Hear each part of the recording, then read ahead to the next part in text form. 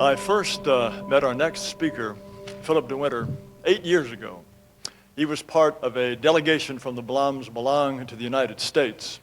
And the Vlaams Belang, as you know, is the premier patriotic party to establish a free and independent Flanders so that the Flemish people can pursue their own unique identity, free from the influences of others.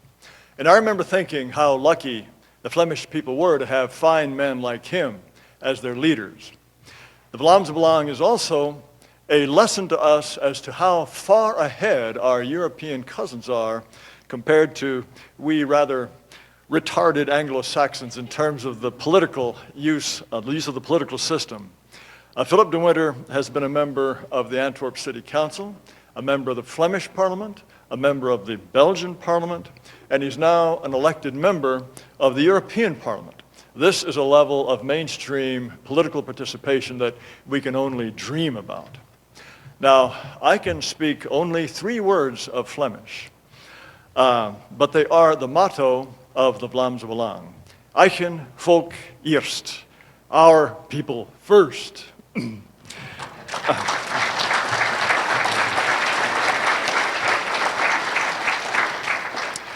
Mr. Dewinter is really the premier spokesman for the Flemish independence movement, and it's a great honor to welcome him to this podium. Filip Dewinter.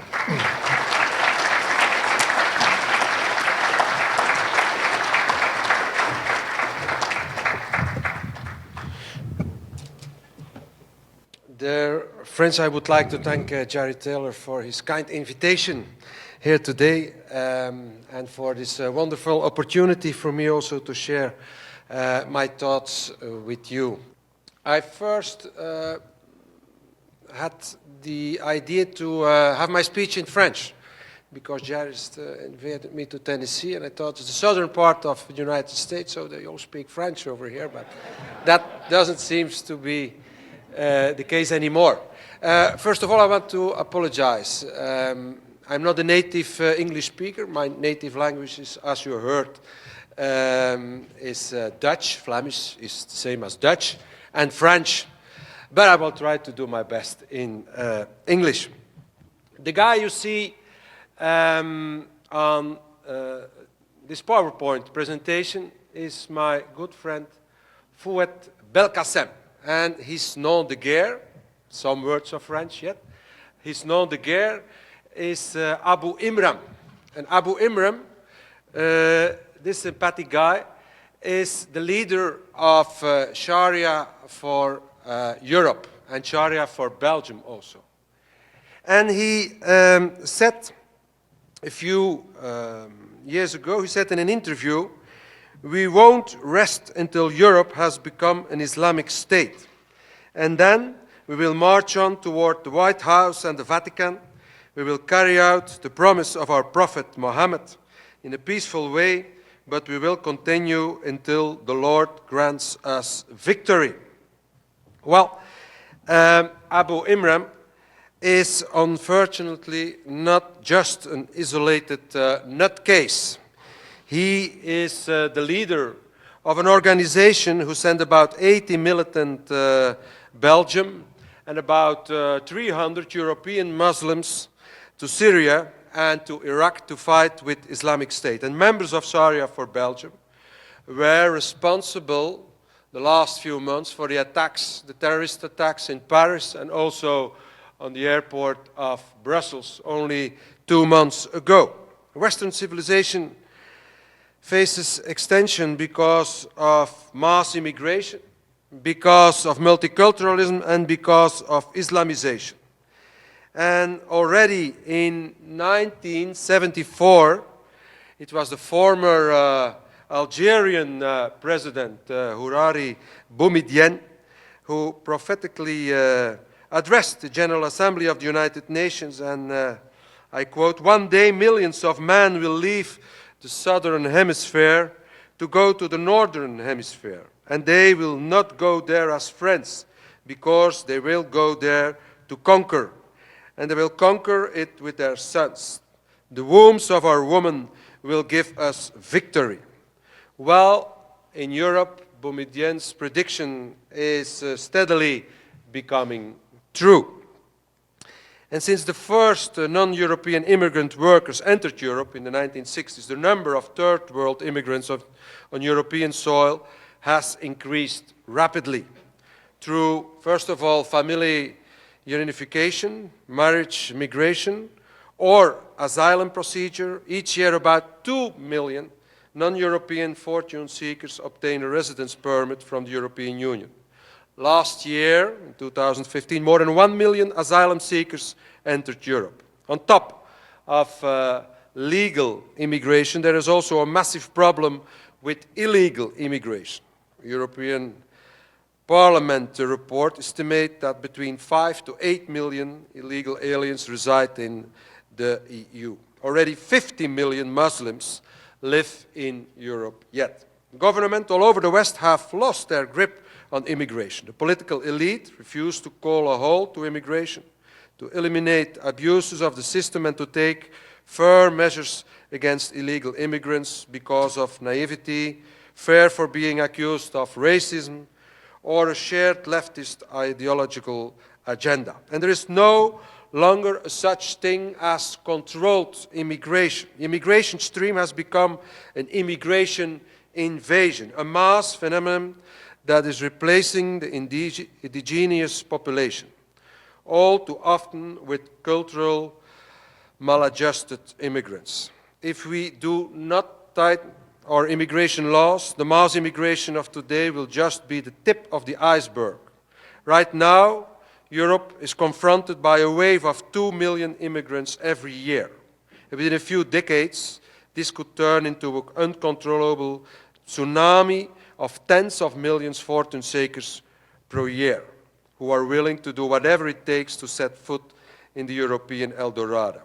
I know also that the United States faces similar immigration invasion, an immigration of millions of Mexican and Central American immigrants. But dear friends, while immigration at a very high birth rate caused the number of non-European immigrants in Europe to rapidly increase, white Europe is on the verge of extinction. With the exception of Albania, which consists mainly of Muslims, not a single European country has a birth rate that is high enough to maintain the population. The native Europeans threaten to halve within less than 50 years. Because of the continuously growing immigration streams toward Europe and the high birth rate among immigrants, the ethnic composition is dramatically changing. In Germany, 1 out of 7 of 82 million, 1 out of 7 of the 82 million inhabitants is from foreign descent. 16% of the French population is from foreign descent. In the United Kingdom, 1 out of 9 people is born abroad.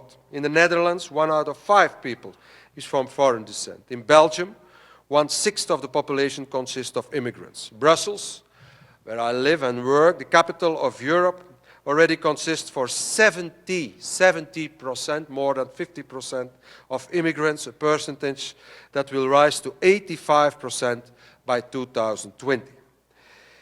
By 2020, in my hometown, in Antwerp, there will be 55% of non-European immigrants. In Antwerp also, 52% of the school children already are Muslims. This mass immigration negatively affects Europe's societies.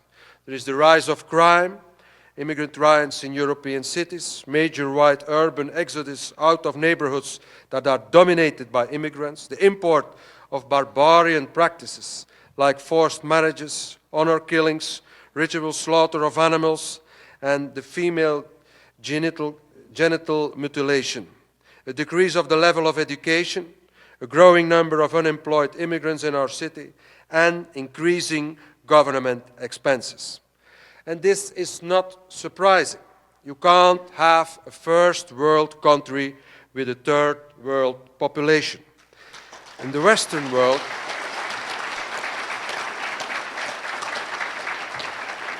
the Western world is being invaded, not by an armed militia, but by millions of pauperized immigrants. And the growth through immigration is 3 times higher than the natural growth. And while the native European population shrinks, there is still an enormous population growth in the third world countries. While 60 years ago there were 3 times as many Europeans as there were black Africans, there are now already more black Africans than Europeans. According to predictions, by 2030, for every European, there will be almost 2 black Africans. At the current pace, the population of black Africa will amount to 1 billion by 2017 and to 1.3 billion by 2030. If Europe does not stand up to the immigration invasion and install a strict immigration policy, the European population threatens to be overrun by a tsunami of pauperized third world immigrants. And dear friends, another threat Europe faces is the possible Turkish accession to the European Union. In 1987, Turkey applied to the European Union membership. At first, Greece pronounced its veto, but stopped its resistance in 1999. Ever since, Turkey has been an official candidate member state of the European Union. And since 2005, the EU has been negotiating with Turkey on a possible accession. Granting Turkey the membership of the European Union would be a fatal mistake for Europe. On January the 1st of 2010, the 27 member states of the European Union counted a total of 501 million inhabitants. The accession of a non-European Muslim country with almost 80 million inhabitants, like Turkey, is pure madness. And during hundreds of years, Europe has to protect its eastern borders against Turkish imperialism. It wasn't until the 19th century that southern Europe was almost completely freed from the Turkish invaders. If Turkey would gain EU membership, European gates would be opened again for the ancient hereditary enemy. If Turkey would become an EU member, this would not only provoke an additional mass immigration of millions of Muslims, but it would also imply that a powerful Islamic country can influence European policy. And furthermore, it is important to note that since 2003, Turkey is being governed by Islamic fundamentalists. Turkey is being governed by Prime Minister Tayyip Erdogan, showed his true face when he said in 1997, "Mosques are our barracks, domes are our helmets, minarets or bayonets, believers or soldiers," unquote. And, quote, "Democracy is like a train. We shall get out when we arrive at the station we want," unquote. Dear friends, in the 80s and the 90s, we were pleased to witness the fall of communism. In Western Europe, however, communists have now turned into so-called anti-racist and multiculturalists. The anti-racist multicultural struggle has now replaced the communist class struggle, and immigrants and other so-called minority groups have replaced the working class proletariat. In recent years, the working class changed political sides. The left-wing parties, however, embraced the immigrant population. Eventually, the objectives of communism and multiculturalism are the same. Both strive for the equality of cultures and people and want to create a new type of man that is no longer determined by its cultural and racial environment, but raised according to multicultural principles. And the anti-racist struggle has replaced the proletarian revolution, where discrimination has become the surrogate for the repression of the working class. And these discriminated minorities, of course, need to be emancipated, raised, and especially undergo multiculturalist brainwashing. After the Soviet Union collapsed and the terrible crimes that took place during communist rule were revealed, this ideology lost its credibility. The new left made use of the immigration problems to dress communism up as something completely new. And in order to weaken our Western civilization, several guilt complexes are being cultivated. Racism, violence, anti-Semitism, slavery, colonialism, and xenophobia are represented as the West's original sins. For this reason, the European people have lost their right to a proper identity, culture, and traditions. The European nation-states are harmful anachronisms and responsible for anything that goes wrong in this world. The multicultural ideology has become some sort of new religion with the equality of cultures as greatest dogma. And the cure for this European disease is obvious. Open the gates of Europe for the pauperized masses from the third world countries. Mass immigration as, and it's a German word, Wiedergutmachung, for colonization. Our society needs to be reprogrammed according to multicultural prescriptions. Institutional racism needs to be tracked down and eliminated. And the entire population has to be re-educated to make them more politically correct. Meanwhile, multiculturalism and mass immigration have become the Trojan horse of Islamization. And millions of Muslims and their families came to live in Europe while multiculturalism encourages Islam and under the guise of freedom of religion put it on equal terms with European religions. And dear friends, Islam is taking over Europe. It's the fastest growing religion on the old continent. While Europe counted between the 1 and 2 million Muslims in the 1960s, this number has risen to more than 50 million today. Mosques and Quran schools flood our cities. Islamic customs and symbols, from ritual slaughter over headscarves to Islamic holidays, are authorized, made official and treated equally as the traditions of our European civilization. And more headscarves and jalabas pop up in the streets of every major European city. Neighborhoods and districts turn into Islamic ghettos where there is no sign of integration, let alone assimilation. The Islamization is a new form of colonization that steadily changes Europe into Eurabia. Islam is Europe's hereditary enemy. Islam is a religion of conquest that tried 2 times to conquer Europe. The first time, invasion took place in the 7th century. Spain, Portugal, and even the south of France were invaded by Islam. And it was until 732 that Charles Martel stopped the march of Islam in France, in Poitiers.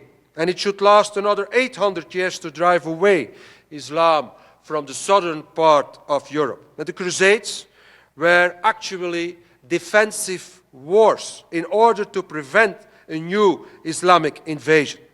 And the Reconquista, the real Reconquista, came to an end in 1492 when the last Islamic troops fled from Granada towards the other side of the Mediterranean Sea.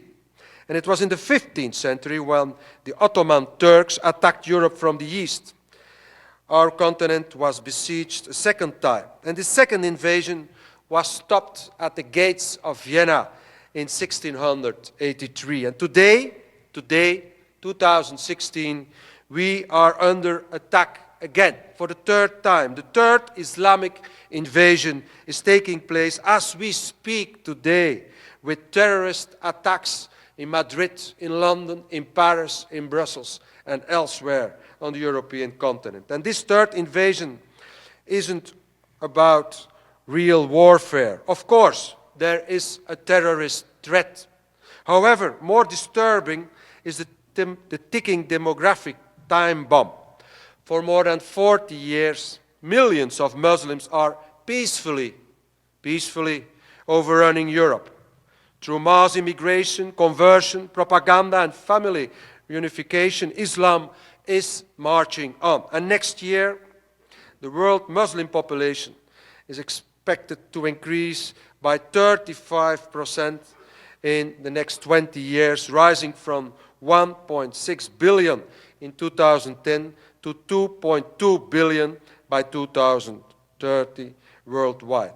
It is estimated that about 18 million Muslims live legally in Western Europe. With the illegal alien Muslims, it should be more than 20 million in the European Union. When we take also Russia and Eastern Europe, it's about 50 million Muslims on the soil of Europe. And projections show that the Muslim share of the European population is expected to grow by nearly 1/3 over the next 20 years, from 50 million on the European soil to about 73, 75 million in 2030. And this situation is currently not yet as bad in the United States. But as Patrick Buchanan warned in his book, The Death of the West, and I quote, "Where Europe is at today, America will almost surely arrive tomorrow," unquote. Dear friends, Islam is like a predator. It only attacks a weak prey, and Europe is a weak prey. Europe is on the verge of extinction, losing its identity, losing its culture, and becoming an economic giant on clay feet. Europe is not only committing demographic suicide, but is terrified to defend the norms and values of European civilization or European way of life. And I want to compare it with AIDS. Just like AIDS affects the physical resistance of human beings, multiculturalism affects the identity and demographic resistance of a people and a civilization. Islam takes advantage of our weakness and behaves like a cuckoo that lays its eggs in the warm European nest. We Europeans are unsuspectedly hatching this cuckoo egg and will eventually be cast out of our own European nest. And because of multiculturalism, Europe stays blind for the threatening danger of Muslim fundamentalism. Since the I-80s, several extremist groups have infiltrated Europe. Governments and security agencies never interfered. This way, European nations allowed a fifth Islamic column to come into existence on European soil. And these extremist organizations not only planned terrorist attacks on European soil, but also spread fundamentalist ideas among the growing Muslim communities in Europe. And it's not surprising that the attacks also here, 9/11, New York, and elsewhere in the United States, in Madrid, in London, in Paris, in Brussels, as well as many failed terrorist attacks, were the work of Muslims of the second and third generation, with American, French, Belgian, and English passports and identities that lived already and were born on European and American soil. Most Muslim extremists, however, do not commit terrorist attacks, but conduct their jihad through conversion, through infiltration, through agitation, through intimidation, through undermining Western civilization. Rejecting terrorism isn't a question of principle in Islamic circles, but a question of tactics. Meanwhile, the Muslim enclaves in European cities are getting bigger and bigger. The authorities can hardly maintain control over these areas. Fundamentalist Muslims use these Muslim ghettos as beachheads for the conquest of the entire society. The ghetto strategy, as we call it, allows the fundamentalists to control the Muslim community and apply the Sharia, the Islamic law system. The democratic rule of law is replaced by Islamic rule based on the Sharia. And in the suburbs of Paris, where riots often take place, there are already at this moment more than 700 no-go zones according to the official authorities. Zones where the French authorities have almost completely lost control. And these ghetto communities are breeding grounds for Muslim terrorists and beachheads of Islamic fundamentalism. Dear friends, The cowardly refusal of the elite to defend our own culture and civilization or to propagate our identity has become the Achilles heel not only of Europe, but indeed of the entire West. And let me give you some examples of the multicultural policies in several European countries. Affirmative action in education and in the labor market is encouraged. The teaching package in schools are extended to lessons in minority religions, particularly Islam. The food habits of minority cultures and religions, the halal business, is accommodated in institutions such as schools, in hospitals, armed forces, and prisons. Absenteeism of minority pupils due to religious or other special day related to their ancestral culture is tolerated. Minorities are helped to continue to use their own languages rather than them having to adapt and learn the language of the host country. Christian and European symbols such as crosses, Christmas trees, and decorations are done away with in order not to offend certain minority groups, read Islam. The supporters of multiculturalism are in control of the social debate. And this is not a surprise. They control the European media as they control the American media. Dear friends, America's immigration problem pale, I think, in comparison with what confronts Europe. America's major ethnic minorities, black as well as Hispanics, are not Muslim, but the majority of them Christians, while the mainstream culture is also rooted in Christianity. In Europe, a secularized post-Christian culture is facing a fast-growing Muslim community. And America, unlike secular Europe, has remained rooted to a larger extent in traditional Christian values than we do. And I do not doubt that if these values continue to decline in the US, America risks to be within some decades in the same situation as Europe is now. However, America can learn from the multi-ethnical European catastrophe and avoid a similar fate. Let this be a call, a wake-up call to you Americans to protect and preserve our common European and Western values and to control your borders.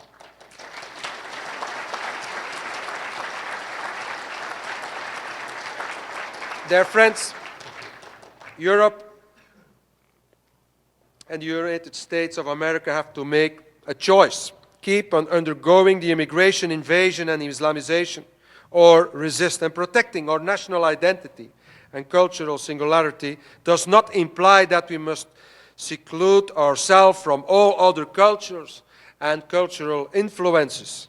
Gradual and controlled interaction is the way ahead. But so too, for any realistic person, is the present disastrous shambles in which a realistic cultural interaction is being replaced by a third world invasion and even Islamic expansionism. The motto of today's Western rulers may be diversity, but in practice, diversity means coexistence on the same territory of several identities, of several ethnic groups, of several different cultures. The consequence is that in almost all of Europe's major cities, entire boroughs have been transformed into third world or Islamic enclaves. Indigenous citizens are bullied out of their neighborhood or forced to remain low-key, invisible, and irrelevant until they die, foreign outcasts in their own country. The West needs to regain its fighting spirit. A Western Renaissance is only realistic if we get out of the multicultural straitjacket, renounce cultural nihilism, get back our identity and cultural uniqueness, and dare to defend the superiority of our Western and white civilization. In this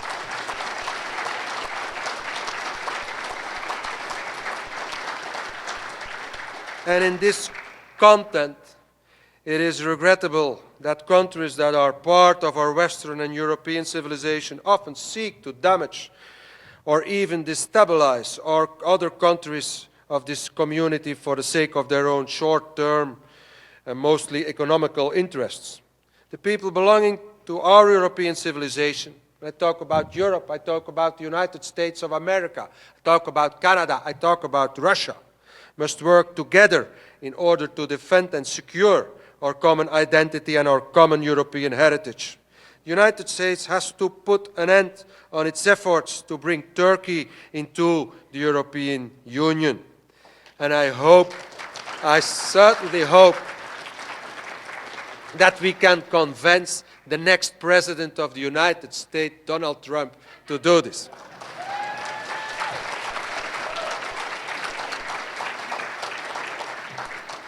Dear friends, I conclude the problems of Europe are also the problems of the United States of America and even the problems of Russia. In order to save our Western and European civilization, European countries and the United States first need to regain control over their borders and stop the immigration invasion. The immigration policy needs to be based on the social and cultural and identical safety of our Western civilization. It is time to stop the renunciation of our own identity. How can we expect immigrants to adjust to a society that we disrespect ourselves? How can we expect immigrants? How can we expect immigrants to try to fit into a society that is, according to multiculturalists, racist?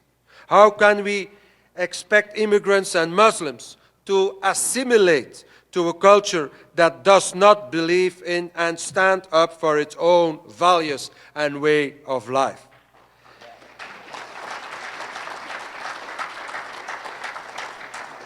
Therefore, dear friends, I would like to conclude with a quote from the 26th President of the United States, Theodore Roosevelt, who wrote in 1919, some days before he died, on the subject of immigration: "Any man who says he is an American, but something else also isn't an American at all. We have room for but one flag, the American flag, and this excludes the red flag, which symbolizes all wars against liberty and civilization, just as much as it excludes any foreign flag of a nation to which we are hostile.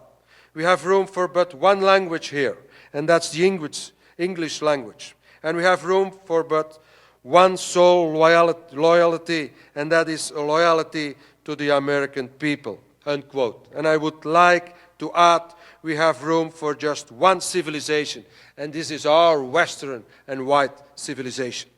Dear friends,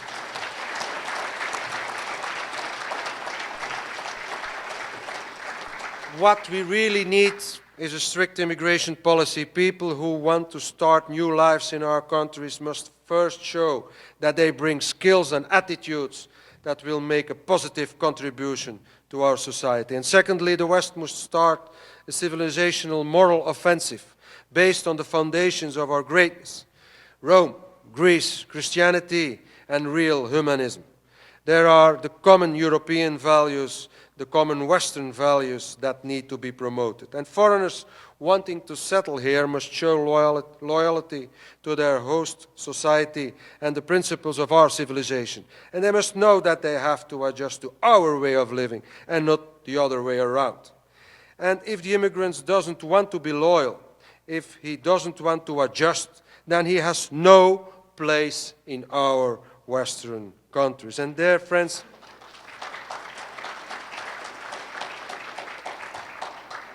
my father was, when I was still a pupil, used to tell me a story when I was a child. And he told me that he named me Filip. Filip after Philips van den Elzas. And Philips van den Elzas was the king of Flanders during the 13th century.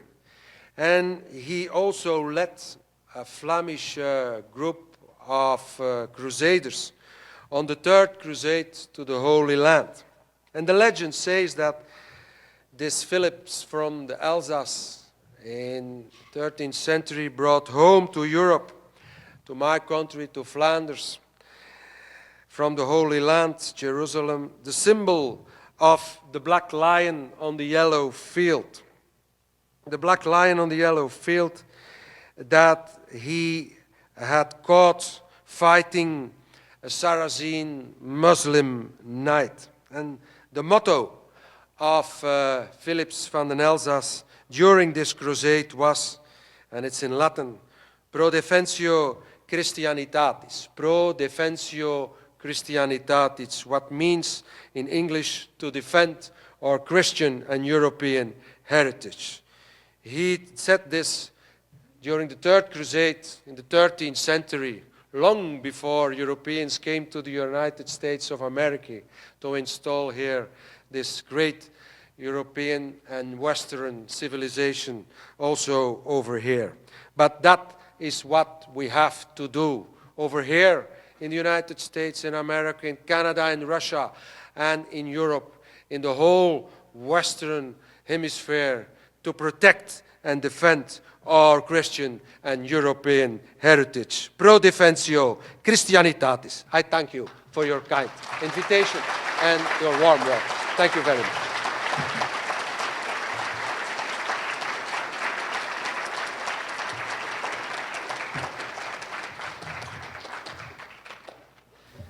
If you have any questions. Yes.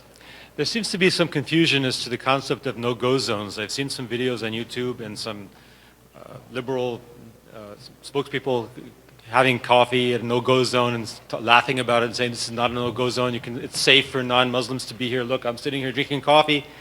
So could you clarify what exactly a no-go zone is? A no-go zone is a zone where the authorities of the country no longer have any control. The police doesn't come there anymore. The authorities are replaced by other authorities. For example, Islamic authorities. The imam is the authority in that sort of no-go zones. They have their own courts, the Sharia law courts.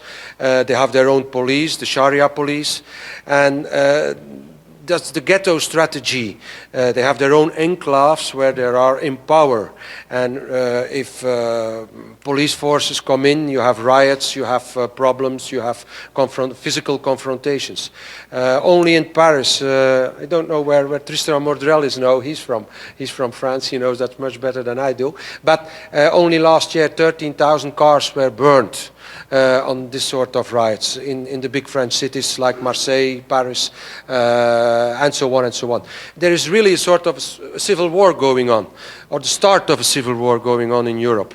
And the attacks, the terrorist attacks, we had only 2 months ago in my country, in Brussels, the capital of Europe, are only the top of the iceberg. What really happens is much worse than that. It's the ethnical cleansing. The ethnical cleansing of Europe. The whites are driven out and the Muslims are taking over. And those no-go zones, while it's maybe an example of what Europe will become within 40, 50, 60 years if we don't resist.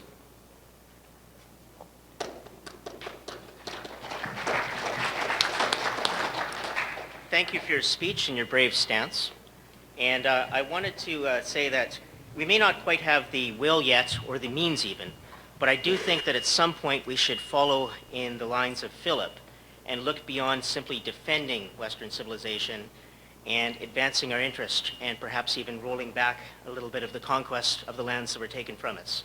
Maybe not by military means, maybe by an ideological struggle like we had with the Soviet Union, where, like when Ronald Reagan called them the evil empire, we speak truthfully about what Islam is.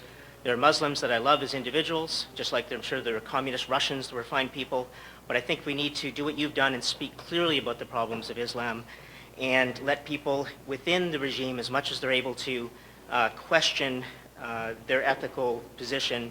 And I do think that some people can be persuaded, even within Islamic countries, to feel a bit of shame for what they stand for, and to secretly and maybe one day openly join us. Well, I always say there is no, there are a lot of moderated Muslims, but there is no moderated Islam. And that's very important to know. Islam is Islam, and there is well, okay, there are the Sunnis and the Shiites, and there is a lot of schools in Islam and so on, and so I wrote a book of it, inshallah, the Islamization of Europe. But what we see now in Europe, that you have a takeover of the Islam structures by the Sunnis. The Wahhabist countries like, well, you all know them, Saudi Arabia, Qatar, the allies of the, of the government of the United States. Obama is a good friend of the leaders of those states. In fact, those states are now taking over the Muslim structures in Europe, and they do that because for them it's the fifth column of Islam now in Europe. And a lot of those moderated Muslims in Europe, they don't want it. But what can they do? As long as we are so tolerant that we tolerate Islam, and we subsidize it, and we recognize it as an official religion. In my country, Islam is an official religion that is paid for by the taxpayers, by the subsidized the imams and the mosques and that sort of things.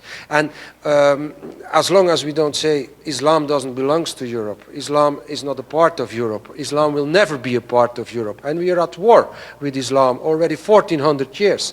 Muhammad wrote his Quran when he got his fax, or what is it, an email today from Allah, and he wrote his Quran in the desert, and now they're still living up to what happened 1400 years ago. We can't tolerate it because Islam has nothing to do with our way of life. Their values are completely opposite to our way of life and to our European and also your values, the equality of man and woman, the separation of the church and the state, freedom of speech and democracy, and so on and so on. And then you have European liberals who are saying, and all the journalists and the governments, the powers that be, who are saying, well, we will create a European Islam. You will see, an enlightened Islam. And we just take the Quran and we take out, well, 200 pages, and then we have a European Islam and there is no more problem. But nobody believes it, and everybody knows that we are just, well, trying to find something to appease the population and the European population, who is afraid at this moment, very afraid, not only because of the terrorist attacks, but merely because they don't feel at home anymore in their own big cities. If you come over to Europe and you go to Paris, you go to Berlin, you go to Amsterdam, you come to Brussels, and so on, you will see that in some neighborhoods you think you are in a kasbah somewhere over in the Middle East, instead of in a Western European country.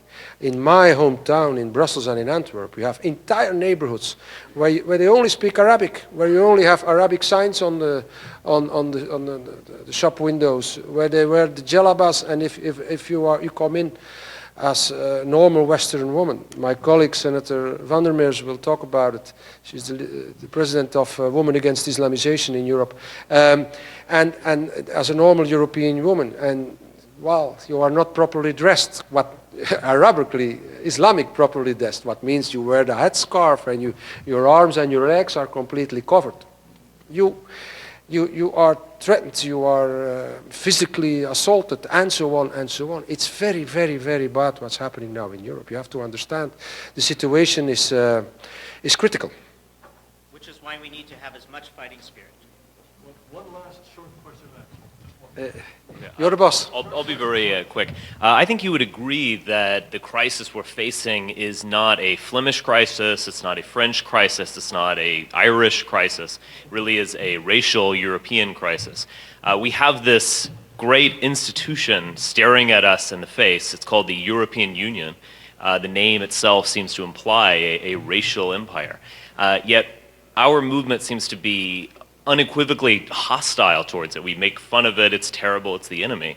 Have we ever thought of working with it and reorienting this empire, which is probably more of a natural political system than nation states and democracies in European history, that we start using the EU and we start thinking of that as a new institution for us, as opposed to just always attacking us? Is there a way that we might want to, there might be a silver lining to it all? Well, European Union is a threat to the whole of Europe. I'm very pro-European, but I'm anti-European institutions. That's something completely different. I'm anti-EU, but I'm pro-European, but anti-EU. And you have to know, in Europe, we have a big resistance movement who is growing very, very rapidly. We form one group in European Parliament with the Front National of Marine Le Pen, who is the first party in France now and has a possibility to win the presidential elections in France, with Geert Wilders of the PVV, the Freedom Party in Holland, who is also the first party in his country. Vlaams Belang now is the third party in my country, with Strache, Hans-Christian Strache of the Freedom Party in Austria, who is also the first party in his country. And maybe today, we can have a little celebration, maybe today, because for the first time, it's in Austria, it's a little bit touchy, but nevertheless, for the first time, after the Second World War, there will be a right-wing, patriotic, normally spoken, elections are tomorrow, there will be a right-wing, patriotic, I know the guy, he's a good friend of mine, patriotic, right-wing president elected tomorrow. That would be the first time in Europe, with a 50% majority, of course. And then we have in Italy the Lega North, who is going very strong. We have in the Scandinavian countries a lot of parties who are going strong. Always in Germany, of course, we have the AfP, the Alternative for Deutschland, of Frauke Petri, who is now the second, third party in Germany. So all over Europe, resistant, identitary, patriotic, resistant moving are on the move, are doing very well. But we have to understand that there is one big problem. We are all democratic parties. And at a certain moment in Europe, the takeover will also use, well, the Islamic takeover will also use democratic means. In several European cities already, we have an Islamic majority. So democracy is turning against us, because a democracy can only work in a mono-ethnical society. In a multicultural society, democracy is a fraud, because if you have a majority of Muslims, immigrants coming in, and they use this ghetto strategy, those enclaves in our cities, they all live in those cities, they become a majority, they vote for their own mayors, so they are in charge. That's what happened in London only 3 weeks ago. We have the first Muslim mayor of London, who was elected 3 weeks ago, because Muslims are now already representing 35–40% of the population of London. That is what's happening. So even with democratic means, we are no longer in the possibility to create an alternative. And that's why I'm very afraid that in Europe, within a few years, within a few decades, it will come to a civil war. And with the only way to protect our civilization will not longer be on a peaceful and democratic way, but if necessary, also with other means.